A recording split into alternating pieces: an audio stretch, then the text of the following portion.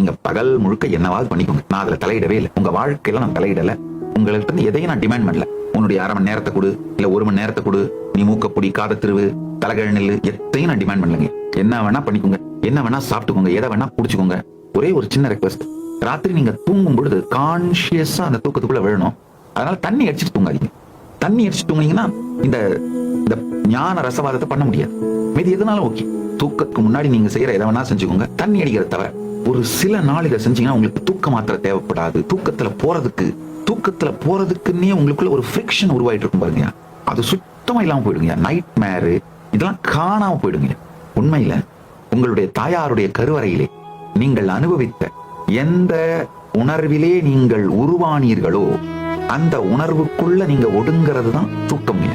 நீங்க பாப்பீங்க, காலையில எந்திரிச்சு உங்களுடைய உள் பேச்சும் உணர்ச்சி அடித்தளமும் நினைத்து பார்க்க முடியாத அளவிலே மாறி போய்விடும். உங்களுக்கு இது நானாயா இவ்வளவு பீஸ்ஃபுல்லா இருக்கேன், இவ்வளவு நல்லா இருக்கேன், இவ்வளவு பியூட்டிஃபுல்லா இருக்கேன், என்ன ஆச்சு எனக்கு? இந்த சாமியார்ட்ட ஏதோ சக்தி இருக்குப்பா. அது என் சக்தி இல்லையப்பா, உங்கள் சக்தியப்பா, உங்கள் சக்தி ஐயா.